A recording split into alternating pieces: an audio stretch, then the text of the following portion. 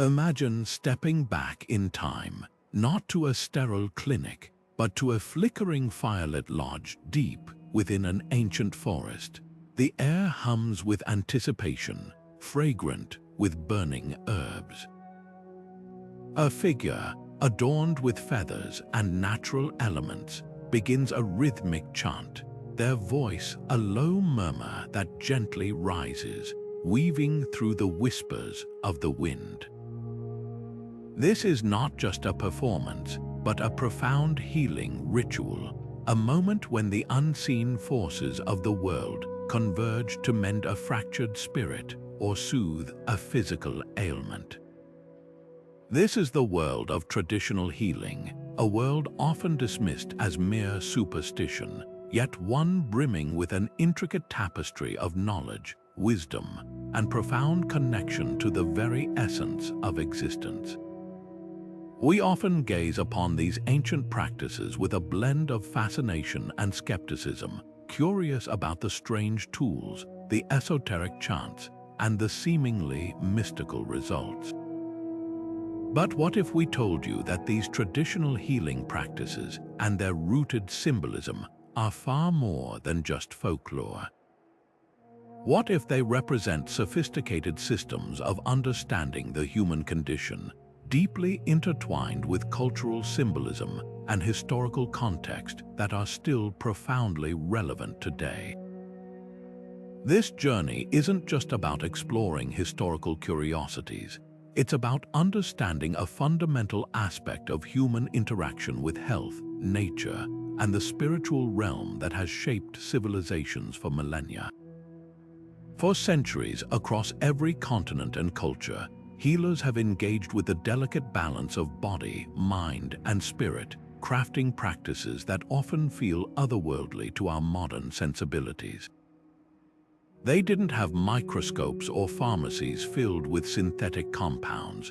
Their tools were the earth, the elements, and an intuitive understanding of the interconnectedness of all things. Their wisdom was passed down through generations, often through oral traditions, meticulously refined and adapted. How did these practices, born from observation and deep reverence for nature, manage to endure for so long, even thriving in communities untouched by modern medicine? What fundamental beliefs underpin these methods, allowing them to resonate so deeply with those who sought their aid? Was it merely the power of suggestion, or something far more profound? A holistic approach that embraced the entirety of human experience, including the spiritual and the communal.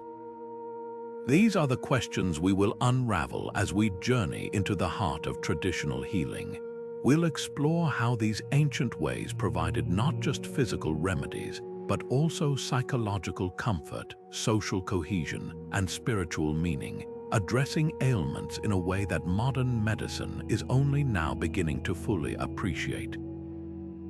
Join us as we embark on a deep dive into the fascinating interplay between ancient wisdom, symbolic meaning, and holistic well-being.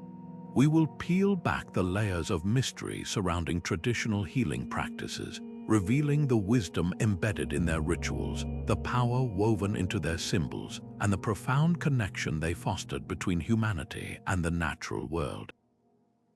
From the shaman's drumbeat echoing through a vast landscape to the quiet wisdom of an herbalist selecting a healing plant, we will uncover the enduring relevance of these traditions and how they continue to offer insights into what it truly means to be whole. Prepare to challenge your preconceptions and open your mind to a world where healing isn't just about chemistry, but about connection, where wellness is a journey of balance and harmony, echoing through the ages. Our journey begins with the very foundation of healing in ancient cultures, the unparalleled power of nature's pharmacy. Imagine a world where every rustle of leaves, every bloom, every stone, held not just physical presence but a profound capacity for healing. Ancient healers were meticulous observers, their understanding of flora and fauna far deeper than mere identification. They lived in intimate communion with their environment, recognizing that the earth itself was a vast, living pharmacopoeia offering remedies for countless ailments. This wasn't just about collecting ingredients, it was about cultivating a deep, almost spiritual, respect for every living thing, viewing plants, animals, and even minerals as sacred entities imbued with inherent healing properties. This perspective fostered a truly symbiotic relationship with nature, where humans were not masters of their environment but integral parts of a larger, interconnected web of life. For them, healing was a collaborative dance with the natural world, a testament to the belief that the solutions to human suffering were woven into the fabric of creation itself. This profound knowledge, accumulated over millennia, forms the bedrock of what we now call ethnomedicine, a term that describes the traditional medical practices of indigenous groups. Before the advent of modern laboratories or pharmaceutical companies, these traditional knowledge systems were the world's primary source of healing. They predated and often laid the groundwork for modern pharmacology, providing foundational contributions that are still being explored today. Consider, for example, the widespread use of willow bark for pain relief and fever. Long before scientists isolated its active compound, salicylic acid, the precursor to aspirin, various indigenous cultures across continents intuitively understood its power. They boiled the bark, chewed the twigs, or made poultices, not only for its evident medicinal effects but also for the symbolic reverence it held, a tree of resilience often associated with wisdom and grounding. This deep understanding wasn't accidental. It was the result of generations of careful observation, experimentation, and the transmission of knowledge through oral traditions and practical application. Another remarkable example is the purple foxglove plant, Digitalis purpurea. For centuries, traditional healers in Europe, particularly herbalists, recognized its potent effects on the heart, carefully administering it for conditions that caused swelling or irregular heartbeat. They understood its dangers if misused, often associating its delicate, bell-shaped flowers with powerful, almost mystical, cardiac influence. This intuitive grasp of its properties, long before the discovery of digitalis glycosides in the 18th century, highlights how nature was seen not just as a random collection of resources, but as a living pharmacy with inherent spiritual power. The plant's very appearance or growth habit might suggest its use: a red plant for blood ailments, a creeping vine for binding or connecting. This interwoven understanding meant that the act of preparing a remedy was itself a ritual, a conversation with the plant's spirit, leading us directly into the intricate symbolic language woven into their preparations and the very essence of traditional healing. Beyond the potent remedies themselves, traditional healing systems understood that true restoration often required more than just physical medicine. They recognized the profound power of ritual and the sanctity of dedicated spaces as essential components for spiritual and physical healing. Imagine for a moment stepping into a special place, perhaps a flickering fire illuminating a ceremonial lodge, or a vibrant temple courtyard alive with the scent of incense and the murmur of ancient chants. These were not just locations but carefully constructed environments designed to elevate the human spirit, fostering an atmosphere where healing could truly take root. The entire process was imbued with meaning, creating a profound sense of purpose and connection for those seeking relief. Ceremonies, incantations, and communal gatherings were never mere embellishments. They were the very conduits through which collective belief and energy flowed. Consider the rhythmic chanting of a shaman, the carefully choreographed movements of a ritual dance, or the unified voices of a community singing ancient hymns. These actions transcended individual effort, tapping into a shared consciousness that amplified the healing intention. It was believed that the combined will and focus of the group could create a powerful energetic field, capable of influencing the patient's state of being. This communal participation fostered a sense of belonging and support, reminding the ill individual that they were not alone in their struggle, but a vital part of a resilient collective. This shared experience often instilled hope and a renewed sense of purpose, which are incredibly potent forces in any healing journey. Sacred spaces themselves, whether natural or man-made, held deep symbolic significance. Think of the humble Sweat Lodge, its dome-like structure symbolizing the womb of Mother Earth, offering warmth, darkness, and purification. Or consider the grand ancient temples, their towering spires reaching towards the heavens, representing the divine connection and cosmic order. These sites were often chosen for their inherent energetic qualities or their historical importance, serving as points of convergence where the physical and spiritual worlds met. Their architectural design or natural attributes, a towering mountain, a babbling spring, a vast desert expanse, were not accidental. They were meticulously chosen or constructed to reflect profound spiritual concepts, anchoring the healing process within a larger cosmological framework.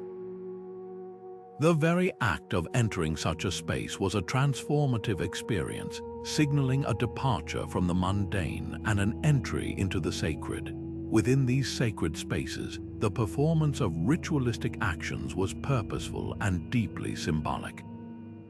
The smoke from burning sage or cedar, for instance, in a practice known as smudging, was not just about creating a pleasant aroma. It was believed to cleanse negative energies, purify the aura, and prepare both the space and the individual for healing.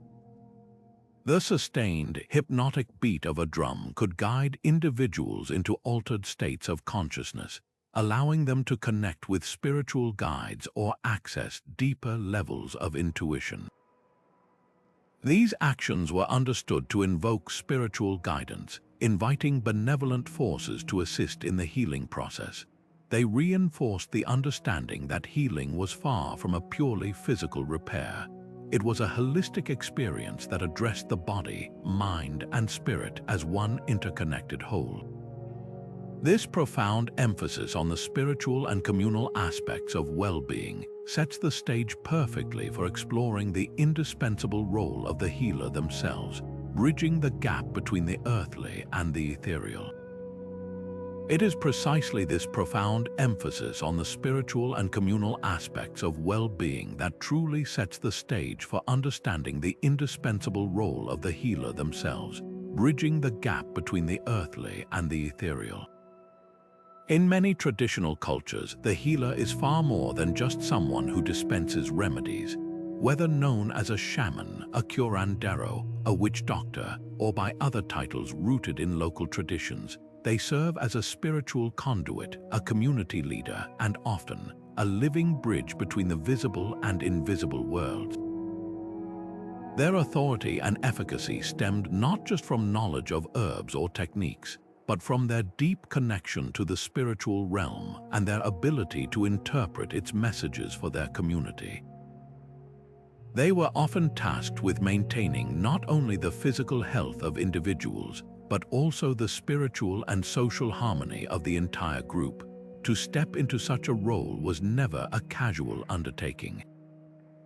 These individuals frequently underwent rigorous training, often spanning many years, guided by elder healers or through profound personal experiences. This training was not confined to academic learning. It deeply involved spiritual visions, intense dreams, and often arduous initiation rites that pushed the initiate to their physical and psychological limits. Imagine enduring days of fasting, isolation in the wilderness, or confronting personal fears, all designed to purify the spirit, sharpen intuition, and open channels to unseen forces. These experiences were believed to strip away worldly distractions, allowing the healer to acquire specialized knowledge and mystical powers directly from the spirits, ancestors, or divine sources. It was during these profound journeys that they would often receive their particular calling, their spirit guides, and insights into specific healing methods or diagnostic abilities. Every aspect of a traditional healer's practice, from their personal attire to their specialized tools, carried deep symbolic significance, serving to enhance their connection to the spirit world or ancestral wisdom. Consider the vibrant animal masks worn by some shamans, not merely for disguise, but believed to allow the wearer to embody the spirit and power of that animal, channeling its attributes for healing or spiritual protection. Or think of divination bones, intricate feather arrangements, or sacred staffs, each imbued with meaning and power through ritual and continuous use. These items were not just props, they were sacred extensions of the healer's spiritual authority, aiding them in their sacred work of diagnosing illness, communicating with spirits, or performing ceremonies. The very act of donning specific garments or holding certain tools could signal a shift into a sacred state, preparing both the healer and the patient for profound work. Beyond the visible distinctions, the personal integrity, spiritual purity, and deep understanding of human nature were as crucial as any medicinal knowledge in fostering a genuine healing relationship. A healer's reputation rested not only on their success in curing ailments, but also on their moral character, their compassion, and their unwavering commitment to their community's well-being. Patients sought out not merely a technician, but a trusted guide who understood their suffering on multiple levels: physical, emotional, and spiritual. This profound connection, built on trust and mutual respect, was believed to enhance the efficacy of any treatment. It was this holistic approach, rooted in the healer's very being and connection to their spiritual lineage, that imbued their practices with such potent power, setting the stage to fully explore the intricate symbolic language woven into every facet of their healing interventions. This deep understanding of the healer's role naturally brings us to the profound symbolic meanings attributed to both illnesses and their corresponding cures in traditional healing systems, venturing far beyond a purely biomedical understanding. In these ancient worldviews, an ailment was rarely seen as just a physical malfunction of the body. Instead, it was often perceived as a potent manifestation of a deeper spiritual imbalance, a disruption in one's relationship with the divine or ancestral spirits, or even a tangible consequence of social disharmony within the community. An individual's sickness might be interpreted as a sign that they had offended a spirit, broken a taboo, or become entangled in negative energies. This perspective meant that true healing required addressing not just the visible symptoms, but the invisible, symbolic root of the problem. It was a holistic approach that recognized the interconnectedness of body, mind, spirit, and environment. To uncover these hidden, symbolic causes of illness, traditional healers employed diagnostic methods that might seem unconventional by modern standards, yet were deeply logical within their own context. These frequently involved practices like dream interpretation, where the healer would analyze the patient's dreams for symbolic messages or warnings from the spirit world. Divination, often through casting bones, shells, or reading natural patterns, provided further clues, allowing the healer to gain insight into the unseen forces at play. Spirit communication, sometimes achieved through trance states or ceremonial journeys, allowed the healer to directly consult with ancestral spirits or benevolent entities to ask for guidance on the illness's origin and its potential cure. For example, a persistent fever might not just be a bacterial infection, but a sign that an individual's spirit was hot with anger or that they were being affected by a malevolent spirit, requiring specific symbolic intervention rather than just a physical remedy. The diagnostic process was thus a quest for symbolic meaning, aimed at understanding the underlying narrative of the sickness. Once the symbolic root of the ailment was identified, the chosen remedies, rituals, or amulets were likewise symbolically selected to counteract these perceived imbalances. Their efficacy was believed to come not just from their physical properties, but from their symbolic power to restore harmony. For instance, if an illness was attributed to soul loss, a belief that part of the individual's soul had become separated from their body due to trauma or fright, the cure might involve a specific ritual to call back the lost soul, perhaps using drumming to create a rhythmic lure or symbolic objects to represent the soul's return. Conversely, if an ailment was seen as an intrusion of a negative spirit, remedies might include bitter herbs to repel the spirit, purification rituals like smudging to cleanse the space, or wearing a protective amulet imbued with symbols of strength or divinity. The color of a healing cloth, the type of wood used for a staff, or the specific animal depicted on an amulet all carried layers of symbolic meaning chosen to directly address the perceived cause of the disease. This illustrated a profoundly interconnected world view where healing addressed not merely the isolated body part, but the whole person and their intricate relationship with their environment, the community, and the spiritual realms, naturally leading us to the concept of ancestral wisdom that shaped these profound understandings. This profoundly interconnected worldview, where healing addressed not merely the isolated body but the whole person and their intricate relationship with their environment, the community, and the spiritual realms, naturally leads us to the concept of ancestral wisdom that shaped these profound understandings. For countless generations, long before the advent of written language, the very survival and well-being of communities relied on the vital role of ancestral wisdom and oral traditions. These ancient societies understood that knowledge, particularly about healing, was not static. It was a living, breathing entity passed down through the warp and weft of daily life, carefully woven into the collective memory of the community. It was this unbroken chain of oral transmission that ensured the continuity of traditional healing practices, preserving complex medicinal information, ethical guidelines for healers, and spiritual teachings without the need for written texts. Imagine a world where every story told around the fire, every song sung during a ceremony, every proverb recited during a dispute contained layers of practical wisdom. This was the reality for many traditional societies. Stories, myths, songs, and proverbs served as the primary repositories of diverse knowledge, from identifying specific herbs for a fever to understanding the social dynamics that could lead to illness. For instance, a myth describing a hero's journey through a dark forest might symbolically teach about overcoming fear, while also subtly referencing the healing properties of plants found along the path.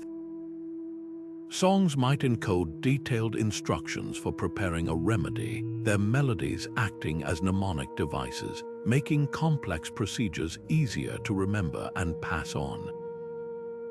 Proverbs often encapsulated ethical guidelines for healers, emphasizing humility, compassion, and the responsibility to the community.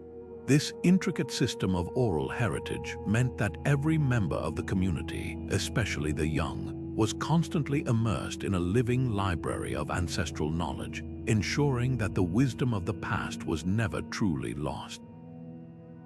The symbolic significance of lineage and the deep reverence for ancestors were central to this process. Ancestors were not merely figures of the past, they were revered as active participants in the present, often invoked as guides and protectors in healing rituals. A healer might call upon the spirits of their predecessors for insight during a difficult diagnosis, believing that the wisdom accumulated over centuries resided in the spiritual realm and could be accessed through ritual. This belief system fostered an immense sense of responsibility to uphold and pass on the traditions, knowing that the well-being of future generations depended on it. It created a powerful connection to history, grounding individuals within a continuous stream of knowledge and reinforcing their place within a larger cosmic order. The very act of recalling ancestral stories or performing traditional rituals reinforced a profound sense of continuity, ensuring that the wisdom of those who came before continued to guide and heal. This powerful oral heritage fostered a strong sense of cultural identity and communal responsibility for health and well-being. Knowing that their healing practices were rooted in the accumulated wisdom of their ancestors provided communities with a profound sense of pride and belonging. Health was not seen as an individual burden but a communal concern, and the preservation of healing knowledge was a shared responsibility. Elders, as the living repositories of this oral tradition, held esteemed positions, their memories and experiences invaluable to the collective health. This communal spirit meant that the healing journey often involved not just the healer and the patient, but the entire community rallying around them, reinforcing social bonds and mutual support. This deep connection to their past, carried forward through storytelling and ceremony, created a natural bridge to the spiritual dimensions of healing. This communal spirit, deeply rooted in ancestral wisdom, flows seamlessly into the profound spiritual dimensions of traditional healing practices, where the lines between the physical, emotional, and spiritual realms often blurred into a singular, holistic approach. For these ancient cultures, health was not merely the absence of physical ailments. It was a delicate balance of energies, a harmony within the individual, and a profound connection with the unseen world. Illness, therefore, was frequently understood as a disruption of this harmony, a manifestation of spiritual imbalance, or even the direct influence of benevolent or malevolent entities. It was this expansive understanding that informed every aspect of their healing rituals. Consider beliefs in spirit possession or soul loss, common across a multitude of traditional societies.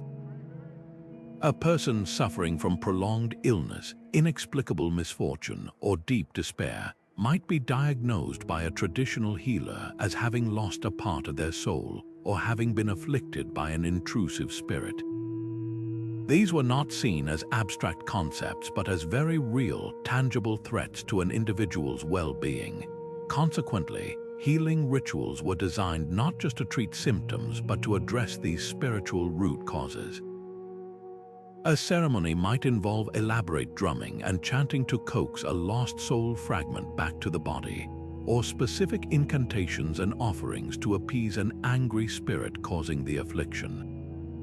The goal was always the restoration of spiritual harmony, believing that physical health would naturally follow once this deeper equilibrium was re-established. Healers, as conduits between the visible and invisible worlds, frequently employed techniques to induce trance states, undertake spirit journeys, or achieve altered states of consciousness. These were not theatrical performances but deeply serious and often perilous expeditions into the spirit realm for the purposes of diagnosis and intervention. Through rhythmic drumming, repetitive chanting, fasting, or even the careful use of sacred plant medicines, a healer might journey to communicate with spirit guides, ancestral spirits, or animal allies to uncover the hidden cause of an illness. They might seek wisdom on the most effective cure, negotiate with spirits, or retrieve a lost soul. The insights gained from these visionary experiences were then translated back into the physical world, guiding the application of herbs, the timing of ceremonies, or the specific actions required to heal the patient.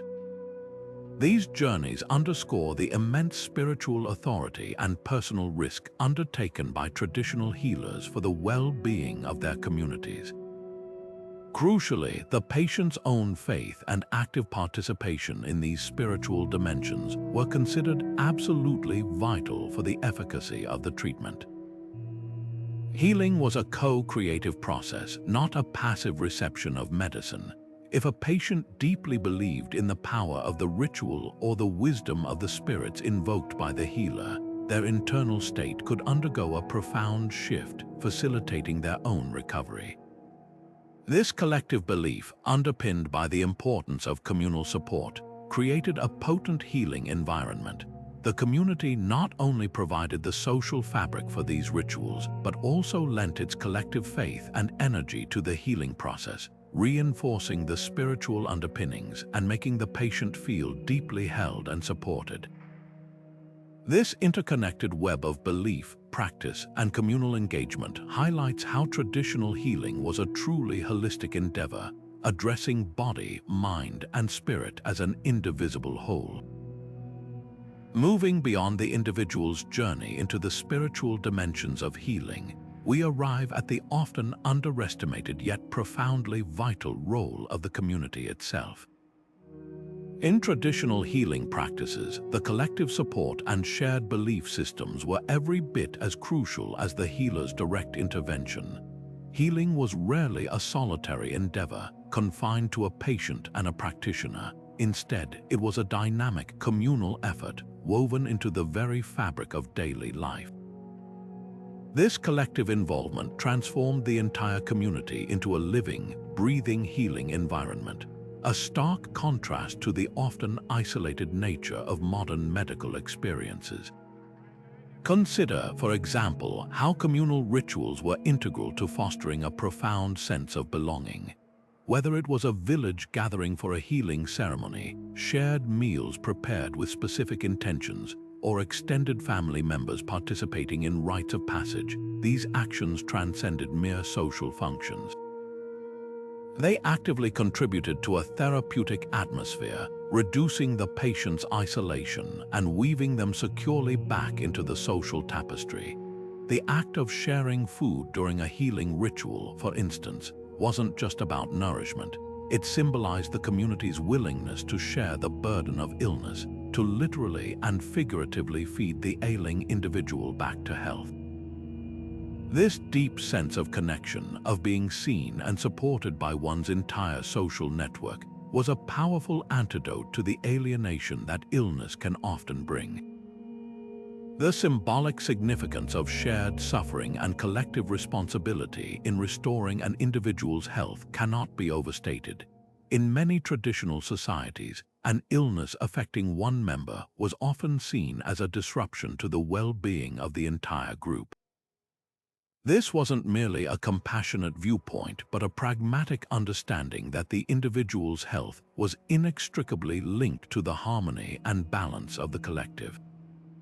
If a person was unwell, it was understood that something was out of balance, not just within that individual, but potentially within the community itself or its relationship with the natural or spiritual world. Therefore, the community took on a shared responsibility for the healing process, participating in ceremonies, offering prayers, and providing practical support. This collective effort underscored a worldview where a strong social fabric was considered absolutely integral to personal well-being, reinforcing the idea that communal health was deeply interdependent.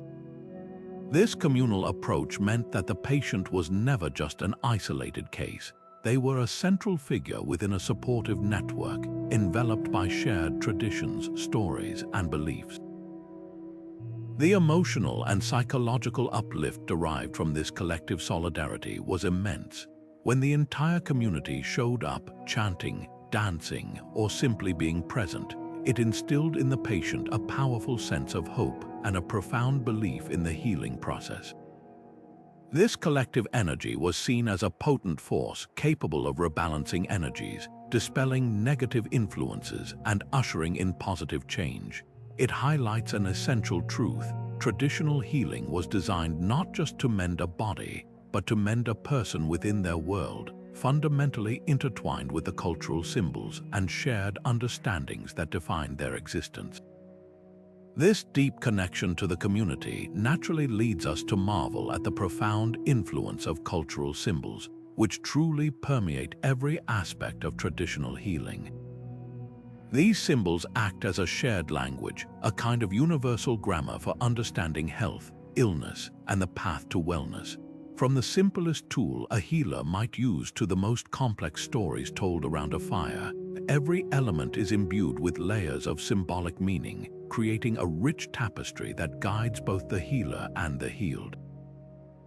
It is this intricate web of symbols that provides a common framework for interpreting the world, giving meaning to suffering and hope to recovery. Think about how animals, colors, numbers, and even natural elements like water or fire are not just physical entities but are charged with specific healing or protective properties across diverse cultures. In many Native American traditions, for instance, the bear might symbolize strength and healing, its powerful presence invoked to aid those suffering from physical ailments, while the eagle represents spiritual vision and connection to the divine. The very image or presence of these animals, their feathers or claws, could be incorporated into healing rituals, not merely as decorative items, but as conduits for their inherent symbolic power. Similarly, colors are never arbitrary. Red might signify vitality, passion, or protection in some cultures, used in paints or textiles during rituals to invigorate the sick. Blue could represent tranquility, purity, or the vastness of the heavens, often associated with cleansing or spiritual healing. Each hue carries a specific vibration, a recognized meaning that resonates deeply within the collective consciousness of the community. The explicit use of symbolic objects further illustrates this point. Talismans, amulets, and totems are not just superstitious trinkets.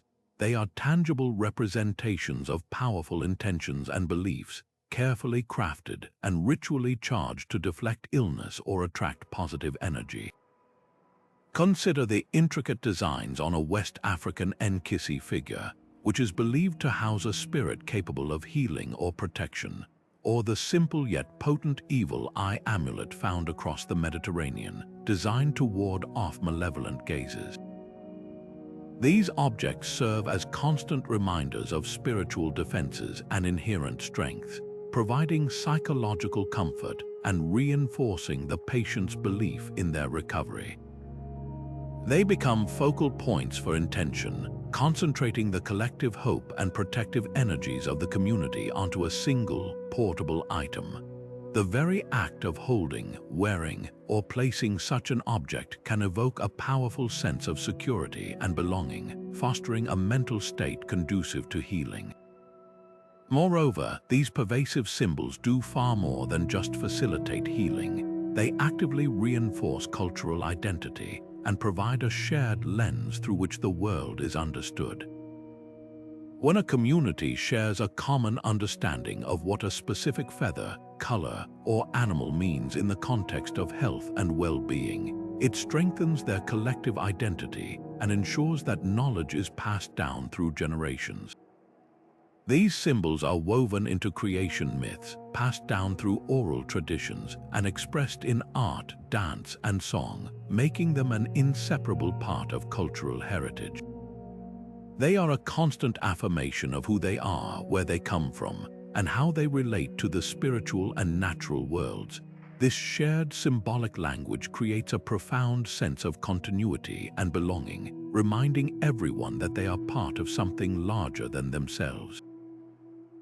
This powerful influence of shared cultural symbols, while incredibly diverse in their specific manifestations, highlights a universal human need to imbue the world with meaning, an impulse that will become even clearer as we consider cross-cultural variations in healing practices.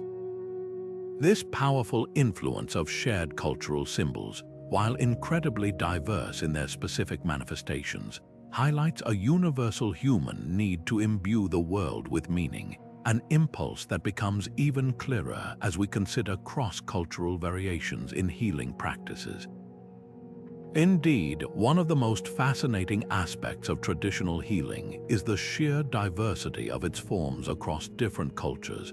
Yet beneath this rich tapestry of unique expressions, we find striking similarities in underlying principles and symbolic themes.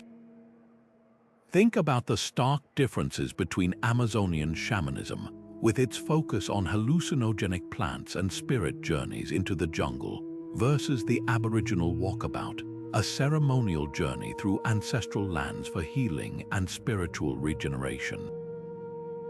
These practices, shaped by vastly different geographical, environmental, and historical factors, represent unique approaches to understanding health and illness. The Amazonian shaman, deeply connected to the vibrant, biodiverse rainforest, might utilize plants like ayahuasca for diagnosis and treatment, believing they open portals to spiritual realms. Their healing rituals often involve intricate chants mimicking animal sounds, reflecting their intimate relationship with the forest ecosystem. In contrast, the Aboriginal walkabout, steeped in the ancient landscapes of Australia, involves a profound connection to the land and ancestral dreaming tracks. Here, healing might come through recounting creation stories tied to specific geological features, or through tracking journeys that re-establish an individual's connection to their heritage and the land itself.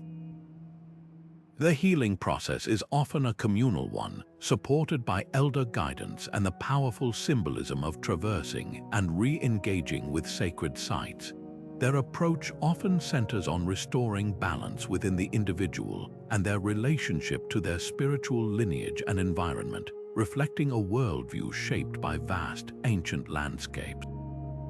Differences like these are not merely superficial. They represent deeply ingrained cultural philosophies about the nature of reality, the causes of illness, and the path to well-being.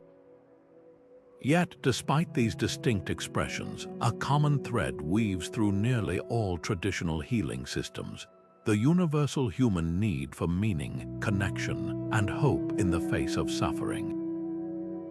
Whether it's a purification ritual in a Native American sweat lodge, a cleansing ceremony in an African village, or a spiritual bath in a Caribbean tradition, the symbolic act of ridding the self of impurities or negative energies is a recurrent theme. The use of spirit helpers, guides, or ancestors is another widespread concept. In many Asian traditions, spiritual healers might invoke deities or benevolent spirits to intercede on behalf of the afflicted, while in various indigenous cultures, animal spirits or deceased ancestors are called upon for guidance and protection. These recurring symbolic expressions, even across vastly different cultural contexts, speak to a shared human experience of vulnerability, a collective desire for comfort, and an innate belief in forces beyond the purely physical that can influence health. Understanding these cross-cultural variations not only enriches our global perspective on health, but also deepens our appreciation for the ingenuity and resilience of human cultures. It shows us that there isn't one single right way to approach healing, but rather a multitude of paths, each valid within its own cultural context.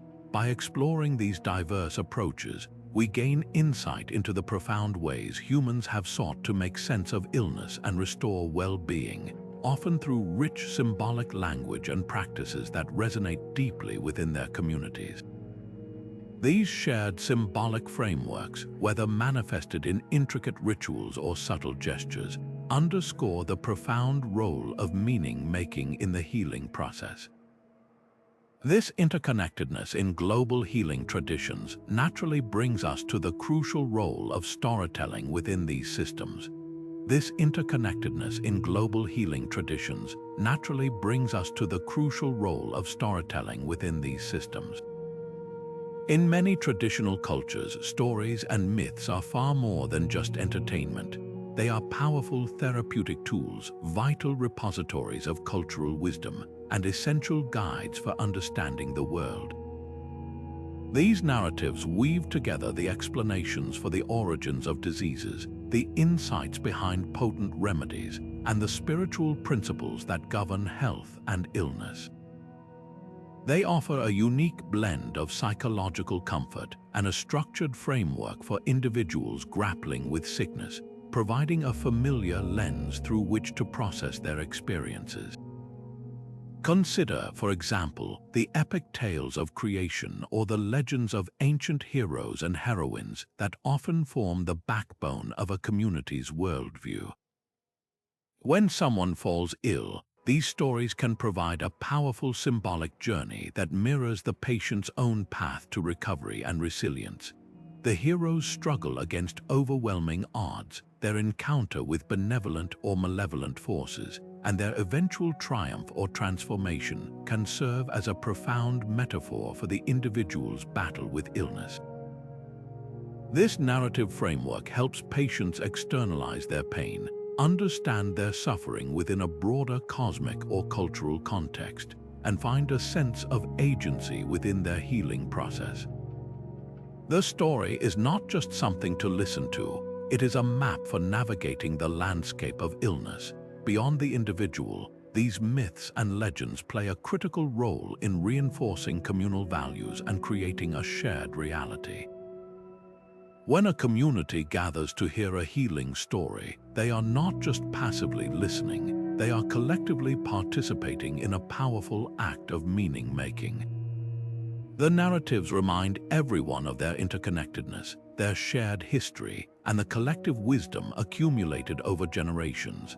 They might explain why certain plants are used, why specific rituals are performed, or why certain taboos are observed, embedding these practices within a rich cultural tapestry. This shared understanding can strengthen social bonds and bolster the patient's belief in the healing process, knowing they are supported by the collective faith and wisdom of their community. Moreover, personal narratives hold immense therapeutic power. Healers often encourage patients to tell their own stories of illness, to articulate their fears, their symptoms, and their hopes. This act of verbalizing one's experience can be deeply cathartic, helping to process emotions and gain perspective. Conversely, healers themselves might share stories of past successful healings, or even allegorical tales that subtly convey important lessons about self-care, resilience, or the nature of balance. These narratives create a dialogue, a space for shared understanding that transcends mere symptoms and delves into the deeper, symbolic meaning of the illness. Through this intricate dance of myth and personal narrative, traditional healing systems demonstrate how stories don't just reflect reality. They actively shape it, guiding us into the rich tapestry of dreams and visions. Building upon the power of narrative, there's another profound dimension to healing in many traditional cultures, the world of dreams, visions, and prophecy. These aren't just fleeting thoughts or random images. In these systems, they are often seen as direct communications from the spirit world, deep insights from the subconscious, or even glimpses into future possibilities. For a traditional healer, a dream isn't merely a dream. It's a symbolic message, a puzzle to be deciphered, offering critical clues for diagnosis, prognostication, or guidance on the most effective treatment path. This is a realm where the veil between the ordinary and the extraordinary is thin, and understanding these symbolic messages is key to unlocking deeper truths about a person's health and their place in the cosmos. Healers across diverse traditions possess specialized knowledge and techniques to interpret these rich symbolic landscapes. They might analyze recurring dream motifs, the appearance of specific animals or figures, or the emotional tone of a vision to understand the underlying cause of an ailment.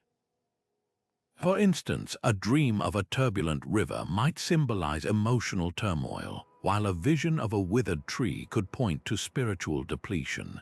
The interpretation isn't always literal. It requires a deep understanding of cultural symbolism, the individual's life circumstances, and the healer's own intuitive insights. These interpretations then inform the healing strategy, guiding the healer to address not just the physical symptoms, but also the spiritual or emotional imbalances at play. The process is less about clinical observation and more about holistic understanding, where every symbol holds a piece of the healing puzzle. To access these altered states of consciousness and receive such profound insights, traditional healers often employ a variety of culturally specific techniques. These methods are designed to shift perception, quiet the logical mind, and open channels to non-ordinary realities. Fasting, for instance, is a widespread practice believed to purify the body and sharpen the senses, making one more receptive to spiritual communication. Rhythmic drumming, chanting, and repetitive movements induce trance states, allowing the healer to embark on spiritual journeys or commune with ancestral spirits. Certain plant medicines, used with profound reverence and under strict ritualistic guidance, are also utilized to facilitate visionary experiences, revealing hidden wisdom or facilitating direct interactions with spiritual entities. These practices are not taken lightly. They are sacred acts, often requiring extensive training and profound respect for the forces being invoked. The cultural context surrounding these visionary experiences is paramount. The meaning of a specific dream, symbol, or vision often varies significantly between cultures, rooted in local mythology, ecological environment, and social structures. What might be a protective symbol in one tradition could be a warning in another. Therefore, a healer's ability to interpret these messages is deeply tied to their immersion in their cultural heritage and their understanding of its unique symbolic language. Through these powerful altered states, healers gain access to a form of hidden knowledge, a symbolic solution that often bypasses conventional logic but directly addresses the root cause of imbalance. This direct line to profound insights and symbolic solutions forms a crucial bridge between the seen and unseen worlds, leading us directly to consider the physical manifestations of healing and the powers embedded within medicinal plants. From the profound insights gained through dreams and visions, we now turn our attention to the physical manifestations of healing, delving into the powers embedded within medicinal plants. For countless generations, traditional healers have understood that plants are far more than mere bundles of chemical compounds. They are living entities, imbued with spirit, personality, and symbolic properties that extend far beyond their observable physical effects. The effectiveness of a plant in traditional healing isn't just about its pharmacology. It's intricately woven with its perceived spiritual essence and the specific symbolic meanings attributed to it. The genius of ancient healers lay in their meticulous observation of the natural world, discerning not only the medicinal benefits of plants but also their symbolic language.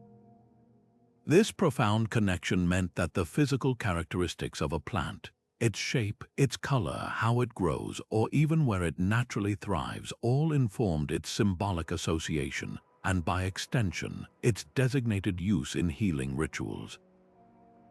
For example, a plant with deep red sap might be associated with blood and vitality, making it suitable for treating ailments related to circulation or weakness.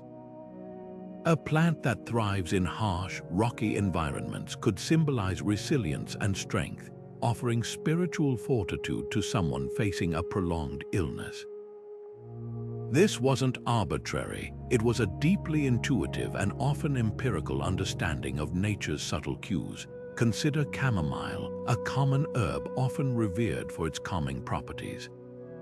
Its delicate white flowers with sunny yellow centers, reminiscent of a peaceful daisy, evoke a sense of serenity and comfort. In many traditional systems, chamomile isn't just used for its soothing compounds that aid sleep or calm digestive upset. It's also symbolically linked to tranquility, relaxation, and emotional balance. Its gentle appearance and mild scent reinforce the idea of peace, and its use in healing rituals might be intended to bring calm to a troubled mind or soothe a spirit agitated by stress, working on both a physiological and symbolic level to restore harmony. Similarly, juniper, with its sharp, needle-like leaves and resilient, often gnarled branches, carries powerful symbolic weight across various cultures. Its strong scent and ability to thrive in challenging conditions have led to its association with protection and purification.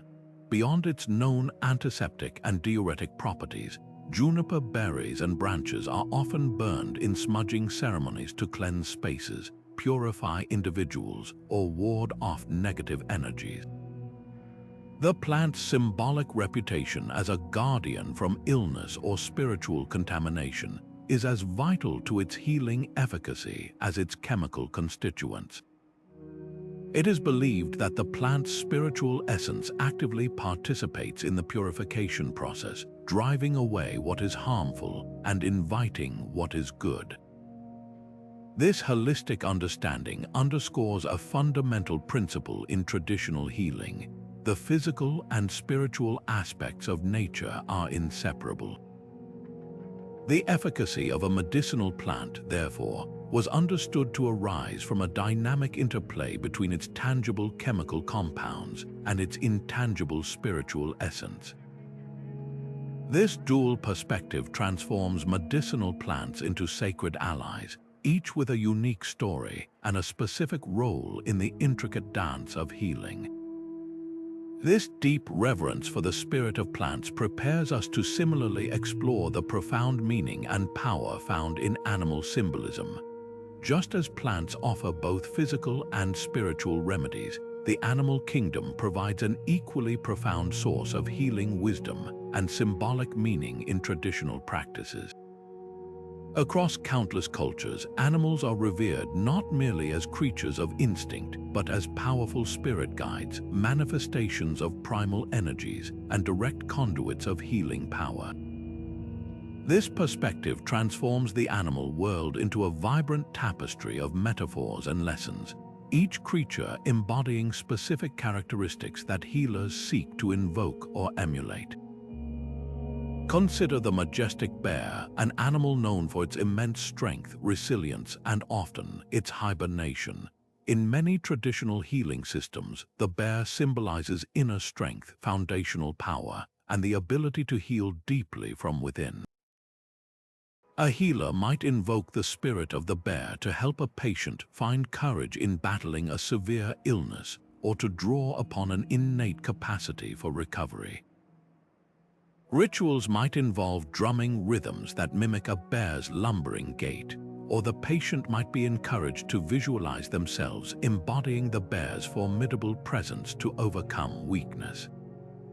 The bear's ability to retreat into a den for long periods and emerge revitalized also connects it to themes of self-reflection, regeneration, and drawing upon hidden reserves during times of challenge. Then there is the owl, a creature of the night, often associated with mystery, keen perception, and profound wisdom. Its silent flight and piercing gaze make it a potent symbol for insight, intuition, and the ability to see beyond the obvious. When a healer seeks guidance on a complex diagnosis or wants to help a patient understand the hidden roots of their ailment, the wisdom of the owl might be invoked. An owl feather, perhaps found during a vision quest, could become a sacred tool to aid in divination or dream interpretation, believed to enhance the healer's perceptive abilities and guide them toward deeper truths. The owl's nocturnal nature also connects it to the subconscious mind and the unseen forces at play in healing. The agile deer, on the other hand, embodies grace, gentleness, and swift movement. It symbolizes sensitivity, intuition, and a profound connection to the natural world. For someone grappling with emotional wounds or needing to navigate life's challenges with ease, the qualities of the deer might be emphasized. A healer might encourage a patient to cultivate the deer's gentle spirit to soothe anxiety or to embrace its agility in overcoming obstacles. The deer's delicate yet resilient nature makes it a symbol of both vulnerability and enduring strength, offering a path to healing that emphasizes grace and adaptability.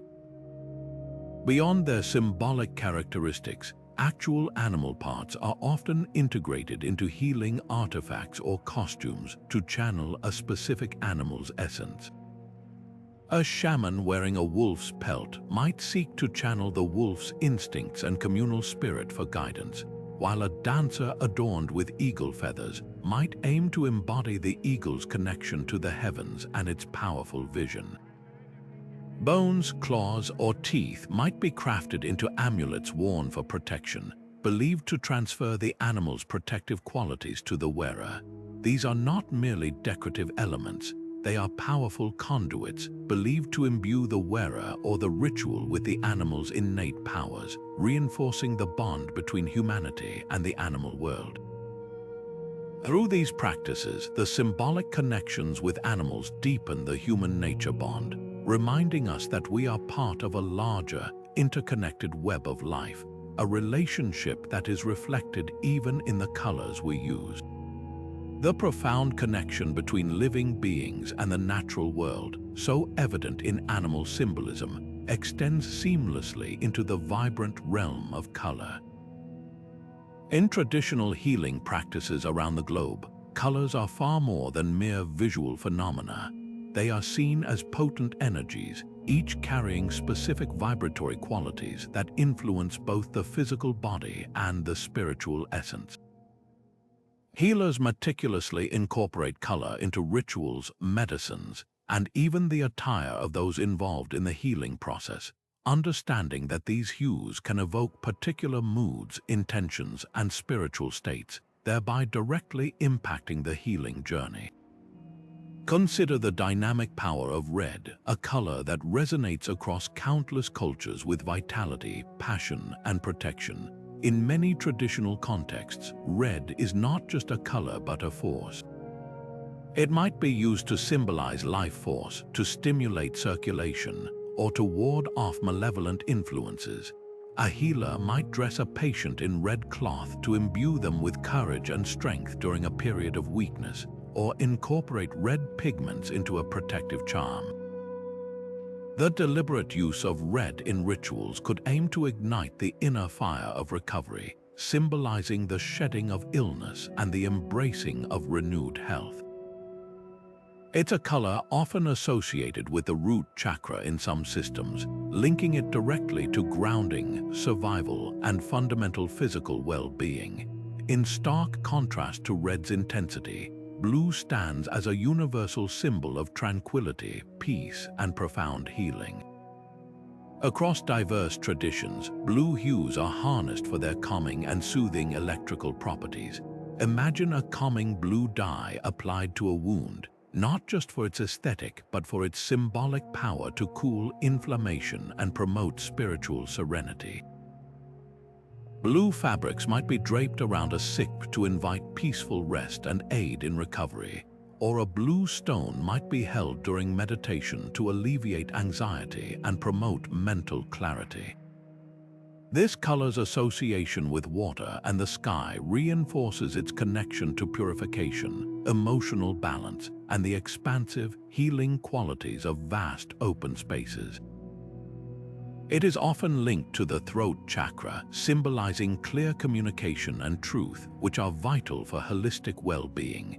Green, the dominant color of the natural world, universally represents growth, abundance, and regeneration. Its presence in traditional healing signifies renewal and balance. Healers often look to green to symbolize the vital life force, to encourage physical recovery, and to foster emotional harmony. Herbal remedies, inherently green, carry this symbolism, but even beyond direct plant use, green clothing or talismans might be employed to promote fertility, prosperity, and overall well-being. Working with green energy can help bring disrupted systems back into alignment, promoting a sense of natural equilibrium and grounding. This color is frequently associated with the heart chakra, embodying love, compassion, and interconnectedness, which are crucial components of true healing. Beyond these primary examples, yellow often symbolizes intellect, joy, and spiritual illumination, used to uplift spirits and enhance mental clarity. Purple or violet delves into higher spiritual realms, representing intuition, wisdom, and transformation, often employed in practices aimed at profound spiritual cleansing and insight. White universally signifies purity, new beginnings, and clarity, frequently used in cleansing rituals and for consecration. Black, while sometimes associated with negativity in Western thought, can symbolize protection, the absorption of negative energies, and the fertile void from which creation emerges in other traditions. The choice of color in traditional healing is never arbitrary. It is a deeply intentional and symbolic act, influencing both the physical and emotional healing process in a holistic manner.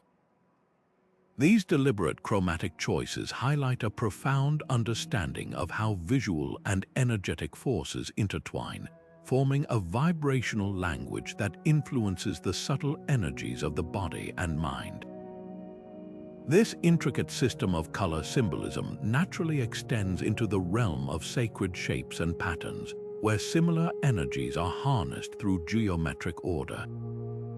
Just as colors resonate with specific energies, traditional healing systems also employ sacred shapes and patterns, believing these visual forms can harness cosmic energies and promote balance within the individual and their environment.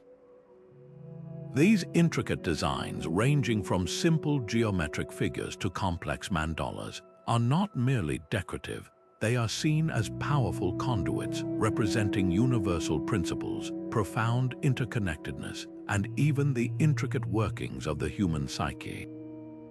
You find them woven into ritualistic art, embedded in the architecture of healing spaces, and worn as personal adornments, each form imbued with specific meaning and purpose.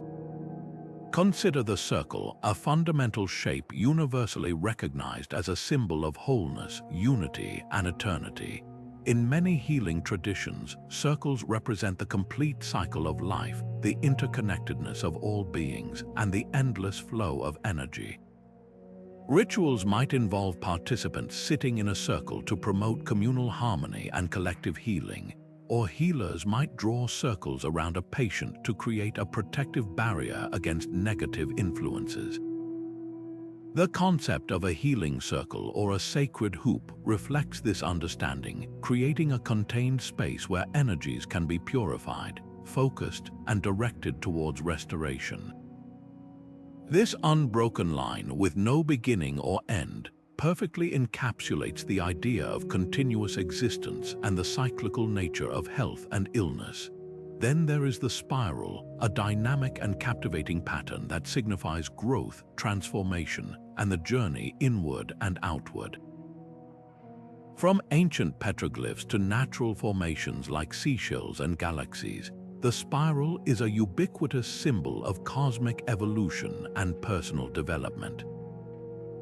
In healing contexts, tracing or meditating on a spiral can represent the winding path towards deeper self-awareness, the release of old patterns, or the unfolding of new possibilities.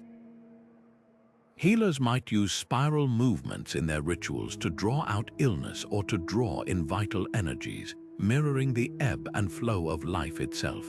It's a powerful visual metaphor for rebirth, renewal, and the continuous process of becoming.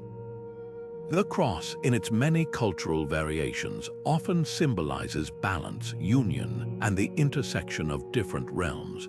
While widely recognized in certain religious contexts, its symbolic meaning in traditional healing extends beyond dogma, representing the four cardinal directions, the balance between earthly and spiritual energies, or the harmonious integration of mind, body, and spirit. It can signify a central point of power or a place where opposing forces meet and find equilibrium. Within some traditions, the cross might be used as a protective emblem, marking a sacred space or indicating a point of transition and healing. Beyond these well-known examples, a myriad of other sacred shapes and patterns hold profound significance in traditional healing. Intricate knotwork, often seen in Celtic or Norse traditions, can symbolize continuous life, protection, and the intertwining of destinies. Triangles, depending on their orientation, might represent divine connection, stability, or transformation.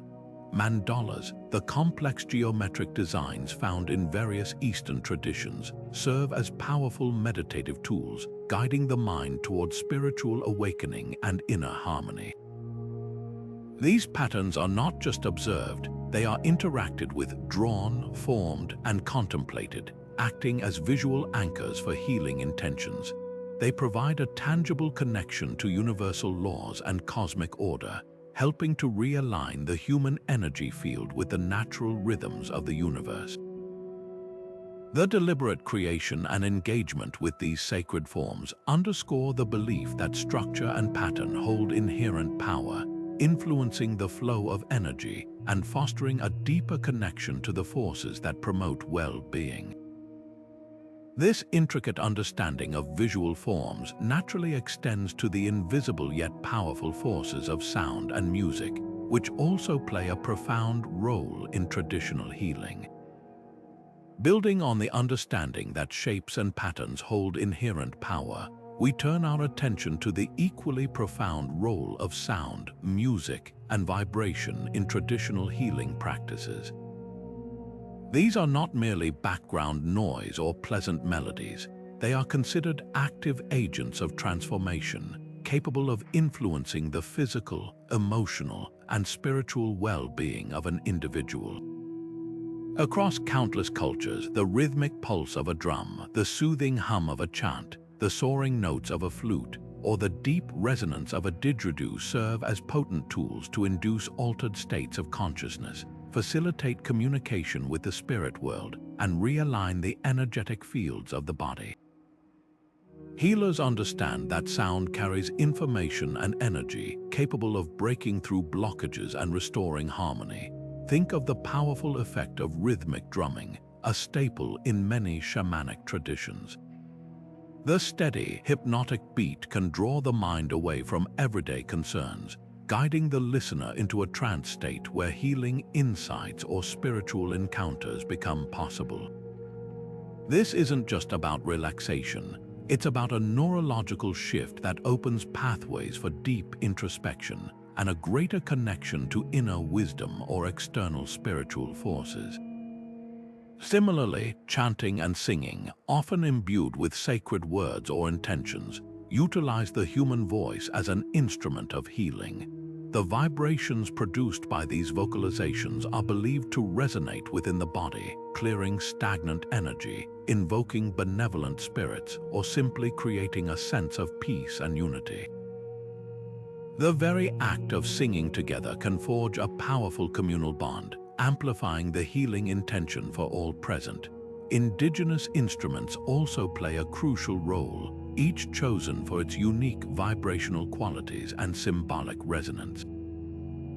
The melancholic tones of a Native American flute might be used to call in gentle spirits or soothe a troubled heart, while the deep, earthy vibrations of an Australian didgeridoo are believed to purify and rebalance vital energies. These instruments are often crafted from natural materials, further enhancing their connection to the earth and its inherent healing properties. Shamans and healers spend years mastering these instruments, learning not just the technical aspects, but also the subtle art of using sound to diagnose, treat, and transform.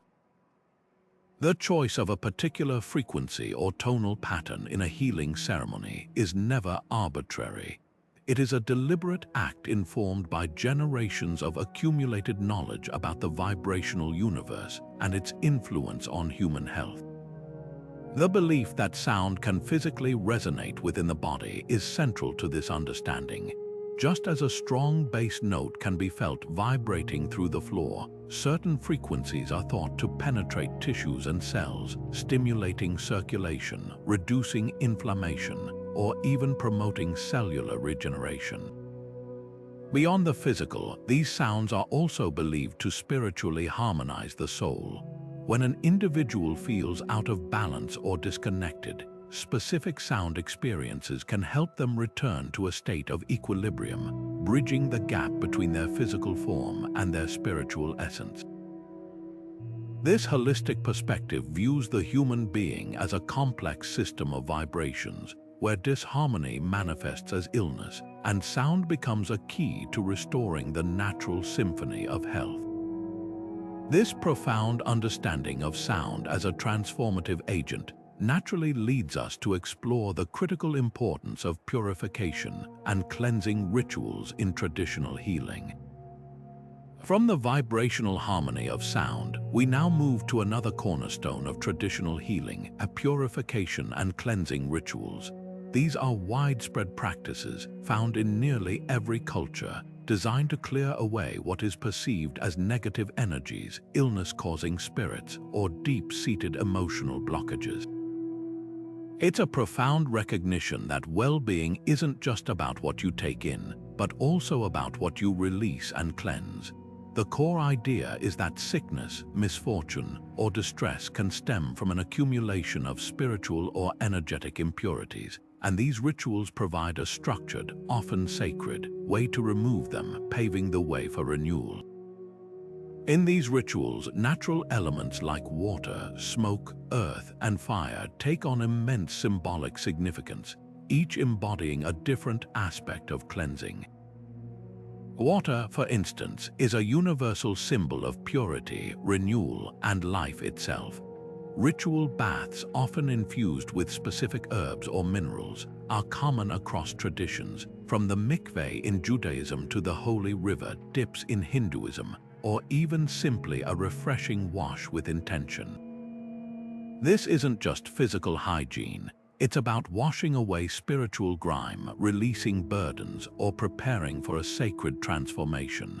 The water physically cleanses, but it also symbolically washes away the old, making space for the new.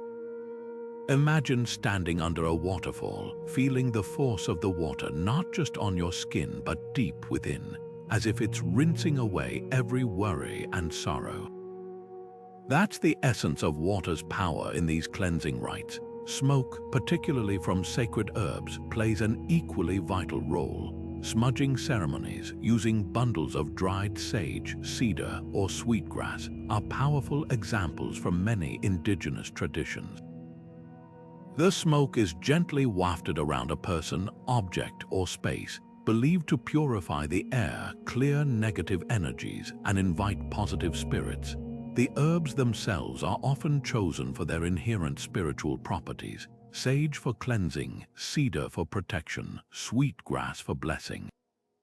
This practice creates a tangible, sensory experience of purification, as the smoke visibly rises and dissipates, taking with it unwanted energies. It's a powerful visual metaphor for releasing what no longer serves you, similar to how air refreshes and cleanses. Earth is another fundamental element, representing grounding and absorption. In some traditions, people might bury an item representing their illness or sorrow in the earth, symbolically returning it to the ground for transformation. The earth can also be used directly, perhaps in mud baths or by simply spending time in nature, allowing the natural world to absorb and neutralize negative influences. Fire, too, is a powerful purifier, symbolizing transformation and destruction of the old to make way for the new. Ritual fires might be used to burn away effigies of illness or to create a space for communal release, where participants throw symbolic offerings into the flames as they let go of their burdens. Think of the phoenix rising from ashes. Fire represents that potent renewal. Beyond the elements, various practices contribute to purification.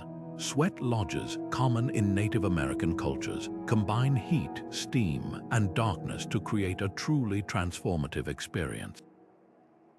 Inside, participants engage in prayers, songs, and deep reflection, sweating out toxins and releasing emotional and spiritual blockages. It's a powerful act of cleansing that encompasses physical, mental, and spiritual dimensions. Fasting, too, serves as a profound cleansing ritual. By abstaining from food for a period, individuals aim to purify their bodies, sharpen their minds, and deepen their spiritual connection. It's a discipline that not only detoxifies the physical self but also fosters mental clarity and spiritual resilience, showing commitment and intention. These rituals are precisely designed to restore both physical and spiritual purity. They are not merely symbolic gestures. They are active processes intended to shift an individual's energetic state, preparing them for renewed health and vitality. When someone undergoes a cleansing ritual, they are not just passively receiving, they are actively participating in their own healing journey, affirming their desire for well-being. This preparation is crucial as often the next step in the healing process involves offerings. Moving seamlessly from purification, we encounter another deeply ingrained aspect of traditional healing, the practice of offerings and sacrifices. These acts are much more than simple customs. They are profound symbolic gestures of gratitude, appeasement, or exchange within a complex web of spiritual relationships. In the worldview of traditional healers, the universe is a living, interconnected entity, teeming with visible and invisible forces, and offerings are a way to engage with these forces, to acknowledge their presence, and to seek their cooperation in the healing process. It's a reciprocal relationship built on the understanding that balance and harmony are maintained through giving as well as receiving. Consider the diverse forms these offerings can take. They might be as simple as a humble handful of cornmeal scattered to the winds, a prayer whispered over a flowing river, or a small portion of food left at a sacred tree. Yet they can also be more elaborate, involving precious objects, intricate ceremonial dances, or even the dedication of a significant portion of one's time and energy. The common thread is the act of giving something of value, whether material or intangible, to express respect, to ask for guidance, to mend a perceived imbalance, or to simply give thanks for blessings received.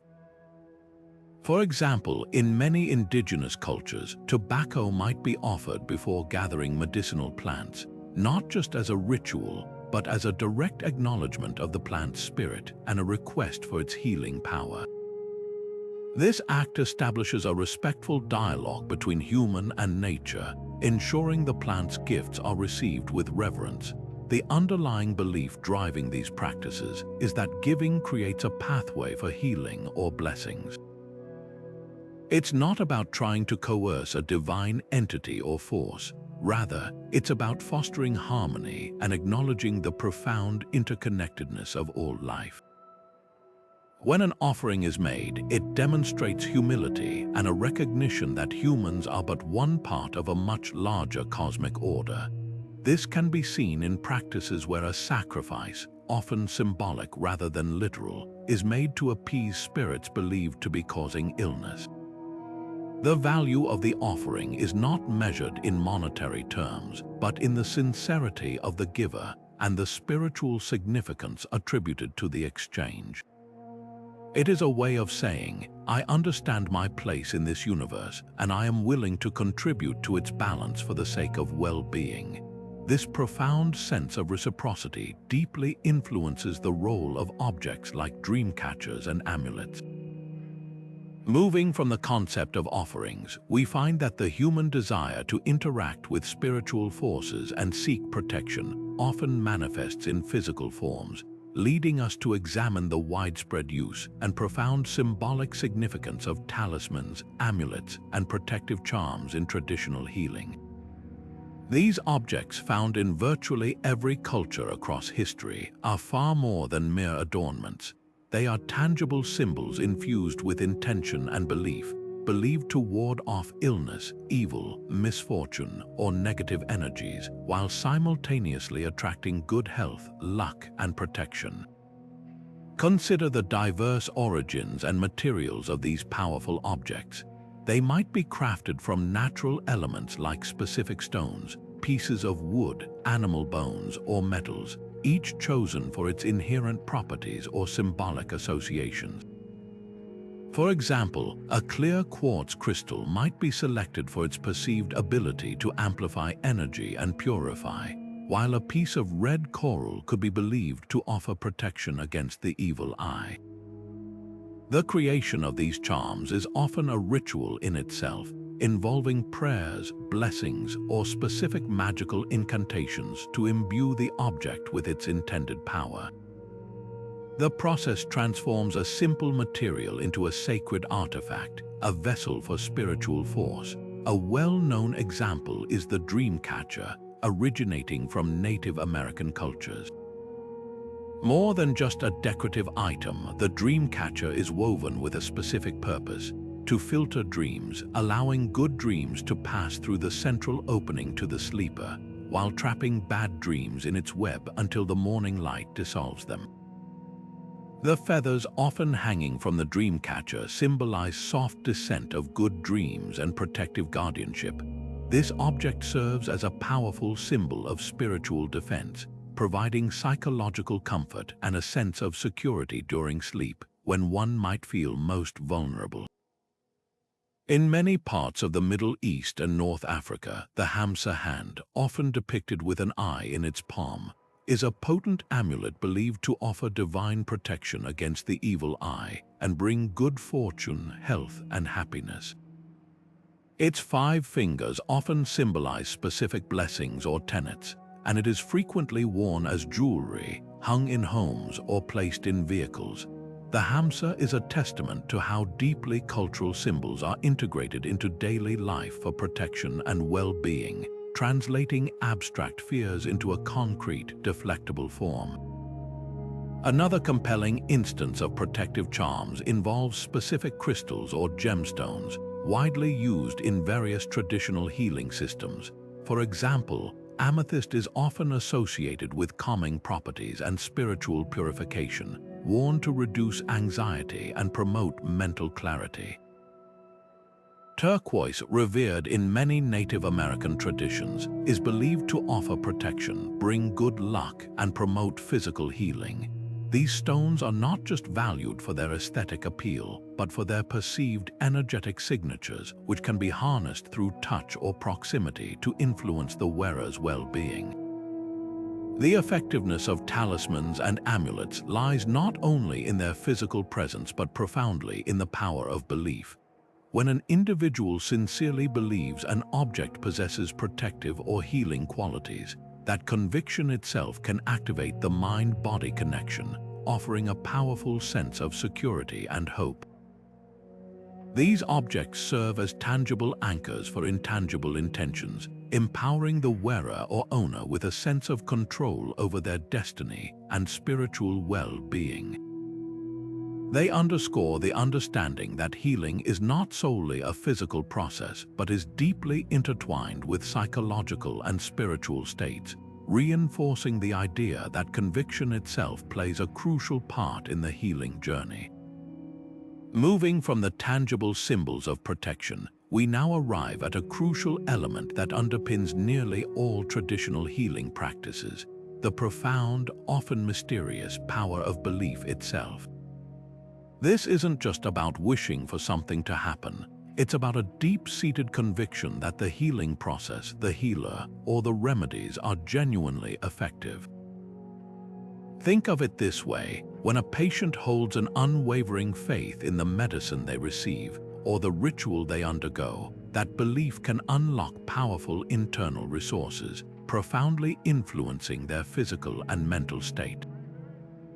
This phenomenon is often explored through what modern science calls the placebo effect, where a seemingly inert substance or procedure can yield real health benefits simply because the patient believes it will work. In traditional contexts, this is not seen as mere trickery, but as an integral part of the healing mechanism, acknowledging the intricate connection between the mind and body. Moreover, the power of belief in traditional healing extends far beyond the individual, frequently drawing strength from a shared community belief system. When an entire village or tribe believes in the efficacy of a shaman's ritual or the sacred properties of a particular plant, This collective intention creates a powerful energy field that can amplify the healing process. Imagine a communal ceremony where everyone present is focused on a single purpose, the healing of an ailing member. The combined faith, support, and positive expectations can generate a palpable atmosphere of hope and recovery. This collective belief system provides not just psychological comfort, but also a sense of belonging and reinforced social connections, all of which are vital components of holistic well-being. It's a powerful testament to how human connection and shared purpose can directly influence health outcomes. Throughout history, countless anecdotes illustrate how a strong faith in a healer or a ritual has led to seemingly miraculous recoveries, defying conventional explanations. Consider stories from various cultures of individuals afflicted by severe illnesses who, after seeking the intervention of a respected traditional healer and fully embracing the prescribed practices, experienced dramatic improvements or complete remission. These narratives often highlight not just the healer's skill but the patient's absolute conviction, the feeling that they are participating in something truly transformative. These are not always easily quantifiable outcomes in a lab, but they underscore a fundamental truth: the human mind's capacity to influence the body's healing processes is immense. It reminds us that recovery is not solely a biological function, but is deeply intertwined with psychological states, emotional resilience, and spiritual engagement. While traditional healing practices are certainly not a substitute for evidence-based modern medicine, and it is crucial to approach all health claims with discernment, the psychological and spiritual dimensions of belief are undeniably potent in promoting well-being. The placebo effect, for instance, is a well-documented phenomenon in modern pharmacology, demonstrating that our expectations can profoundly shape our physiological responses.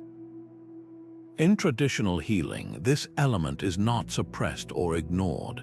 It is actively cultivated and embraced as a vital component of the treatment. The sense of hope, the reduction of anxiety, and the activation of the body's natural healing mechanisms through belief contribute significantly to recovery. Understanding this profound connection between mind, body, and spirit helps us appreciate the holistic nature of many ancient healing systems and their enduring relevance. This powerful influence of conviction, however, also brings us to consider some important ethical dilemmas. This powerful influence of conviction, however, also brings us to consider some important ethical dilemmas that arise when traditional healing practices encounter the modern world.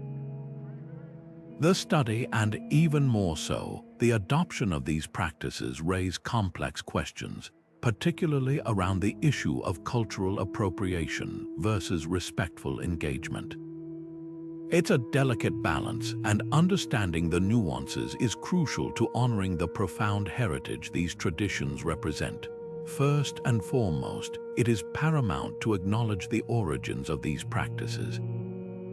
Traditional healing systems are not generic, disembodied concepts floating freely for anyone to claim. They are deeply rooted in specific cultures, often indigenous communities, developed over centuries and passed down through generations.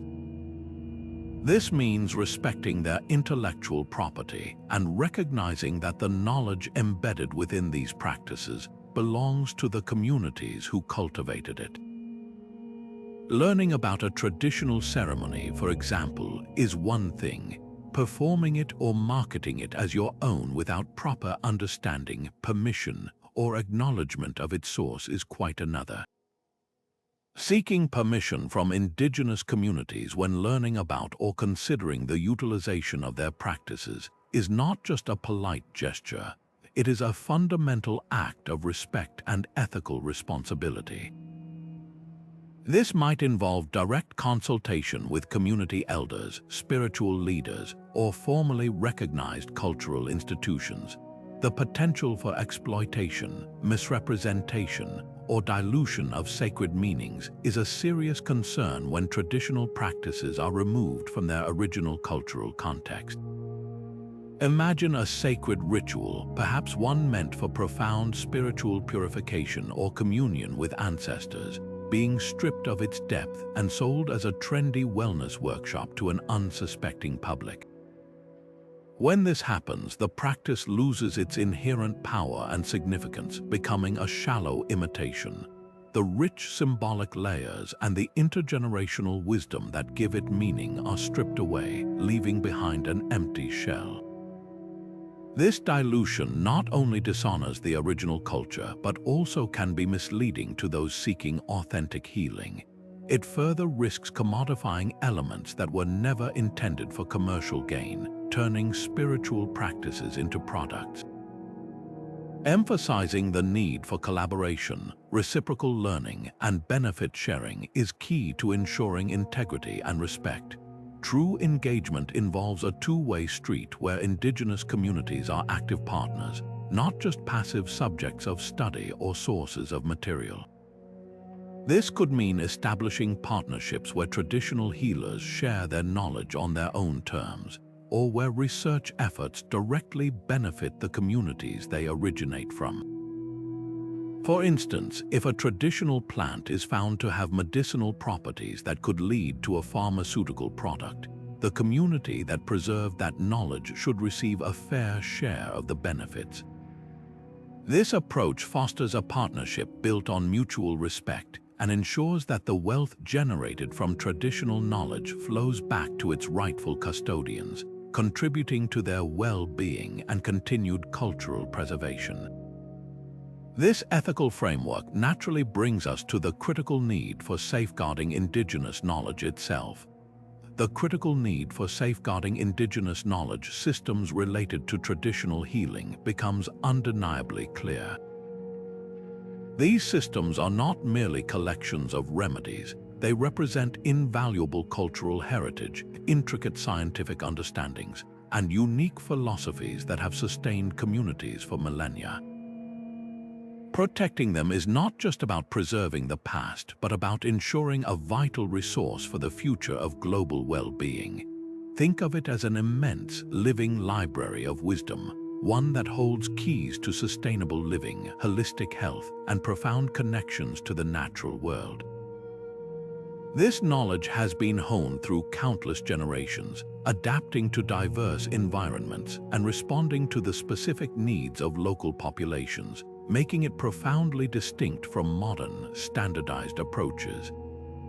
Numerous initiatives worldwide are actively working to document, preserve, and revitalize these invaluable practices. These efforts often involve deep, respectful collaboration with Indigenous communities themselves, recognizing that they are the rightful custodians and experts of their own traditions. For example, some projects involve elders sharing their knowledge with younger generations through oral histories, digital archives, and educational programs, ensuring that the wisdom does not fade with time. Other initiatives might focus on creating botanical gardens dedicated to medicinal plants, cultivating not just the plants but also the traditional knowledge surrounding their use and cultivation. These collaborations move beyond mere documentation. They are about supporting the living, evolving nature of these traditions, allowing them to thrive and adapt in the contemporary world while remaining true to their roots. This includes the revitalization of traditional languages, as much of this knowledge is embedded within linguistic structures and specific terms that have no direct translation. However, this precious heritage faces significant threats in our rapidly changing world. Globalization, while connecting us, can also lead to the erosion of local cultures and the dominance of Western paradigms, pushing traditional practices to the fringes.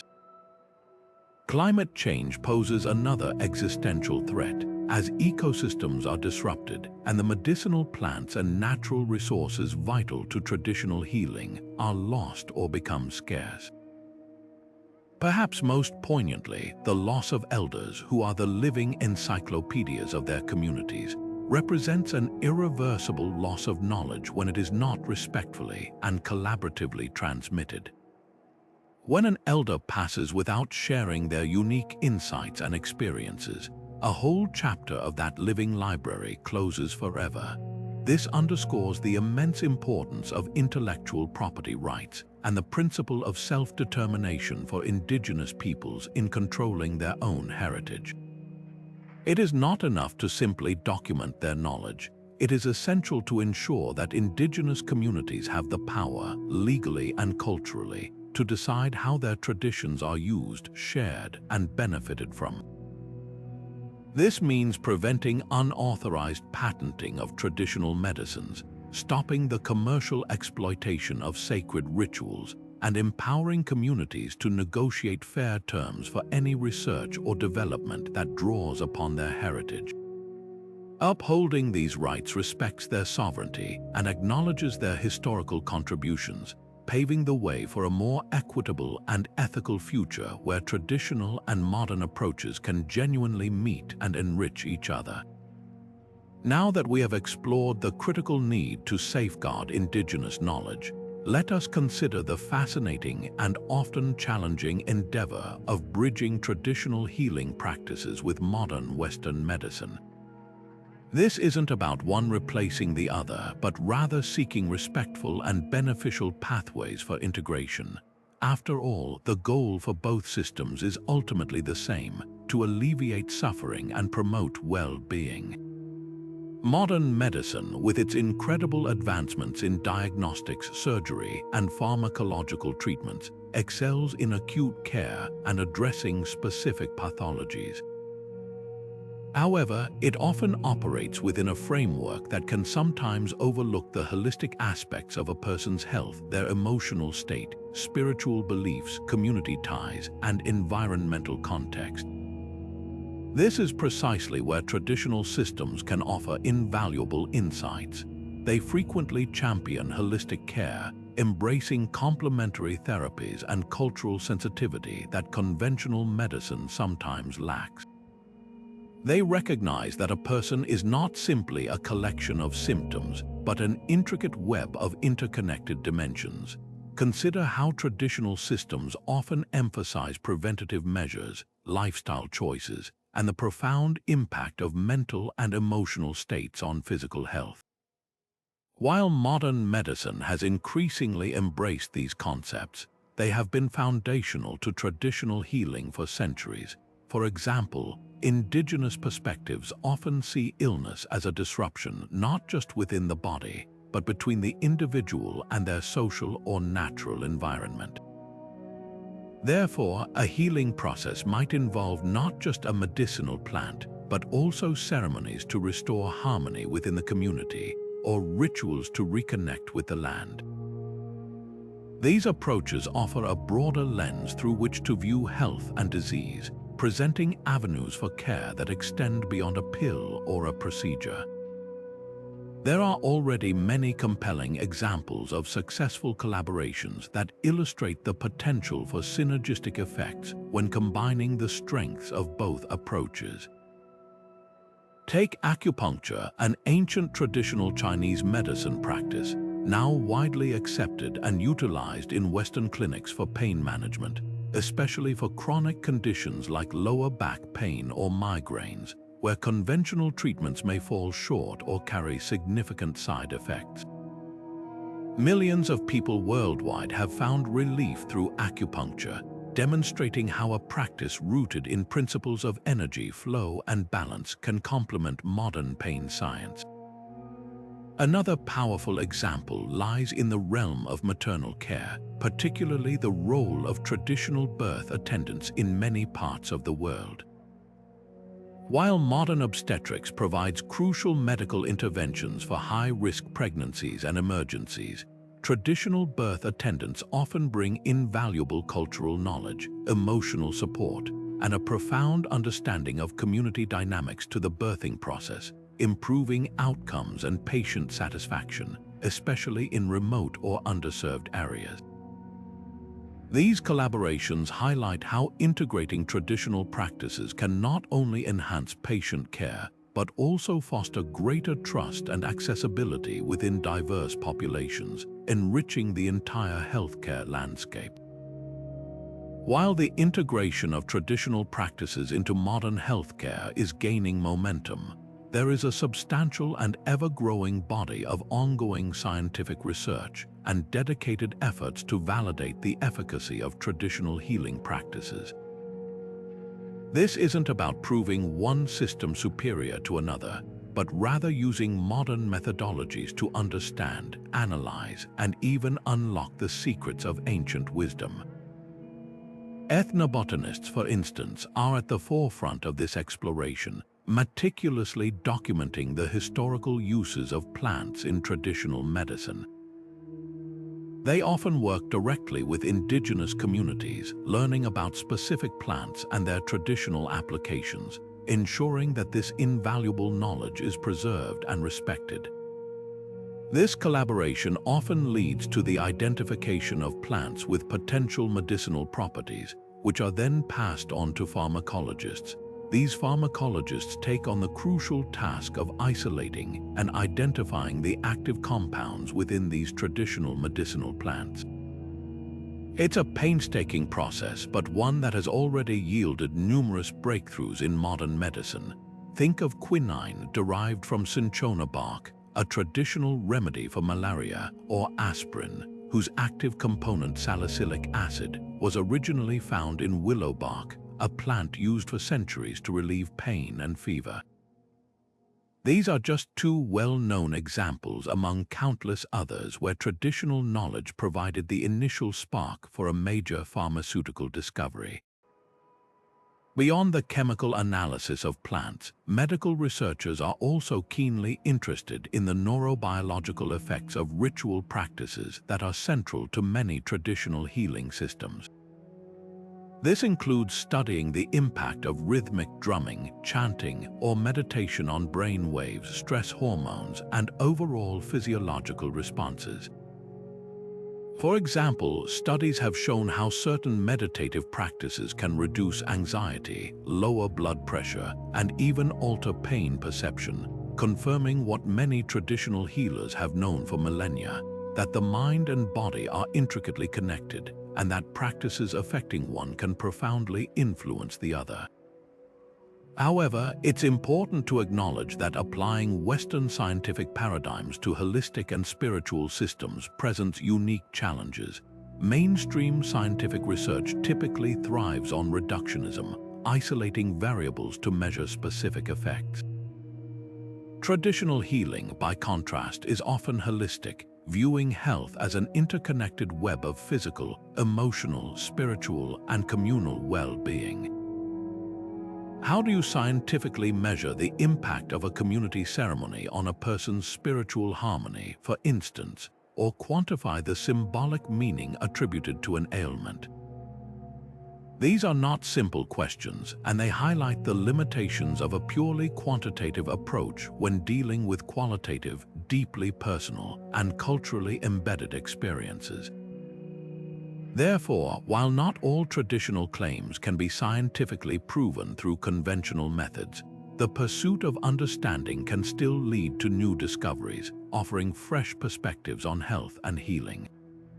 This requires a nuanced perspective, one that appreciates the different forms of knowledge and validation. It means recognizing that traditional healing systems have their own internal logic, efficacy, and forms of evidence, often rooted in centuries of empirical observation and cultural transmission. It also means approaching research with an open mind, willing to adapt methodologies to truly capture the essence and diverse benefits of these practices. We might not always be able to isolate a single active compound or prove a spiritual connection with a double-blind study, but we can learn immensely from the holistic frameworks, the emphasis on prevention, the power of belief, and the deep connection to nature that are hallmarks of traditional healing. This ongoing research, therefore, isn't just about validating the past. It's about enriching our present understanding of health and potentially shaping the future of medicine. Moving from the important work of scientific validation, let's explore how the growing interest in traditional healing practices is deeply woven into an act of reclaiming cultural heritage and identity for countless indigenous and ethnic communities across the globe. For many, these ancient methods are far more than just remedies for physical ailments. They are profound anchors to ancestral roots, vital sources of community pride, and powerful ways to strengthen spiritual connections, especially in the face of historical oppression, colonization, or cultural erosion. It's a powerful statement of self-worth and continuity. Consider how generations of attempts to suppress indigenous languages, spiritual practices, and traditional ways of life often fractured communities and severed crucial ties to their past. In this context, the revival and open practice of traditional healing become acts of defiance and resilience. When a community re-embraces its healing ceremonies, its sacred plants, and its ancestral wisdom, it's not simply returning to an old way of doing things. It's actively mending historical wounds, reasserting its unique place in the world, and celebrating the enduring strength of its heritage. This is why you see healing lodges and native language immersion programs flourishing side by side. They are all part of the same powerful movement to restore what was lost or suppressed. There's a significant socio-political dimension to this reclamation. Traditional healing, in many cases, stands as a vibrant symbol of resilience and self-determination. It represents the perseverance of knowledge systems that were passed down through countless generations, often in secret, despite immense pressure to conform to dominant cultural norms. For communities that have endured displacement, discrimination, or the devaluation of their customs, upholding traditional health practices sends a clear message. We are still here, our wisdom is valid, and our unique path to well-being is important.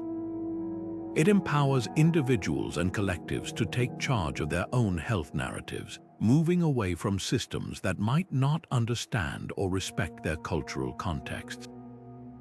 This profound personal and collective empowerment that flows from embracing these long-held traditions cannot be overstated. When a young person learns a traditional song used in healing or participates in a purification ritual passed down from their elders, they are not just acquiring a skill, they are inheriting a legacy. They are connecting to stories, values, and practices that define who they are and where they come from. It fosters a deeper sense of belonging, strengthens intergenerational bonds, and instills a pride in their cultural identity that ripple through families and entire communities. This revitalization is critical, not just for the survival of these practices, but for the holistic well-being of the people who carry them forward.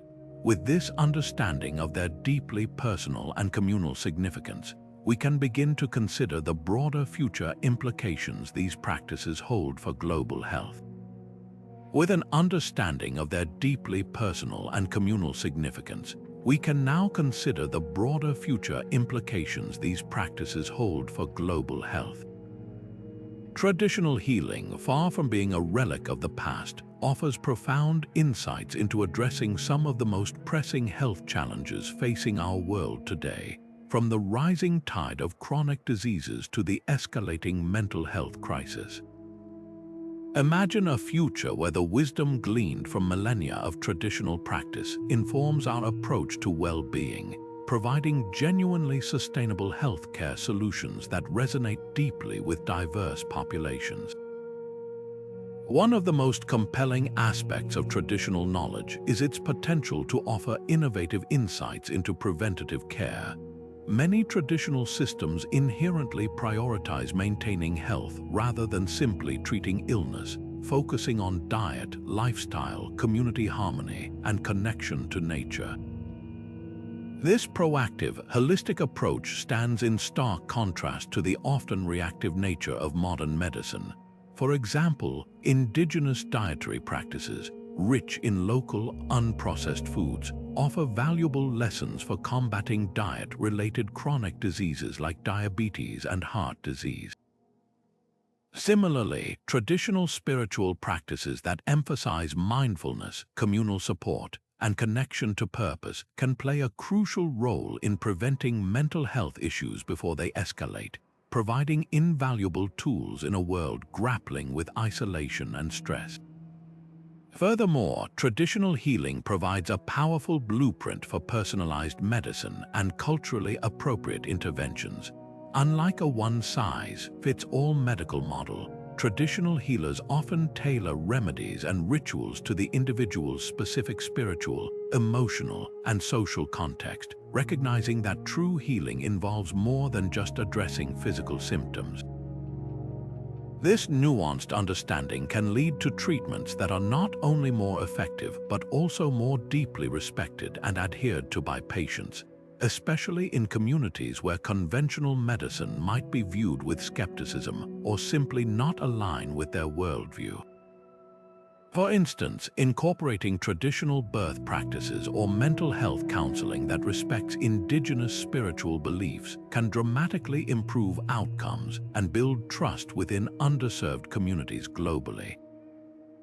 Thinking about health disparities and access to care, traditional practices present a compelling solution, particularly for underserved and remote communities. In many parts of the world, traditional healers are the primary, if not the only, healthcare providers available. Strengthening these existing systems, rather than solely imposing external models, can provide accessible, affordable, and culturally relevant care to millions. This isn't about replacing modern medicine but enhancing it, creating a truly integrated system where traditional knowledge can fill critical gaps, especially in areas where infrastructure for conventional healthcare is limited or non-existent. It's a pragmatic approach to ensuring that healthcare truly reaches everyone, everywhere. Ultimately, a holistic and respectful engagement with these ancient systems offers a richer, more diverse approach to achieving global well-being. It recognizes that health is not just the absence of disease but a complex interplay of physical, mental, spiritual, and social factors. By valuing and integrating traditional healing practices, we open ourselves to a broader spectrum of knowledge, fostering a more compassionate, effective, and sustainable global health paradigm that honors human diversity and wisdom in all its forms. Our exploration has truly been a profound journey, revealing that traditional healing practices and their rooted symbolism are far more than archaic superstitions. Instead, they stand as sophisticated systems of knowledge, deeply intertwined with cultural meaning and holistic well-being. We have peeled back the layers of history and belief, uncovering the intricate tapestry woven by shamans, curanderos, and wise women throughout millennia. These practices, once dismissed by many, consistently demonstrate a profound understanding of the human condition, an intuitive grasp of the interconnectedness of mind, body, and spirit, and a deep reverence for the natural world.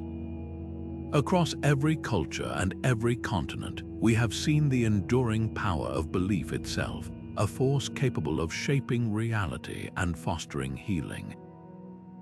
The communal spirit, the shared intent, and the collective support inherent in these traditions underscore the vital role that social connection plays in health and recovery.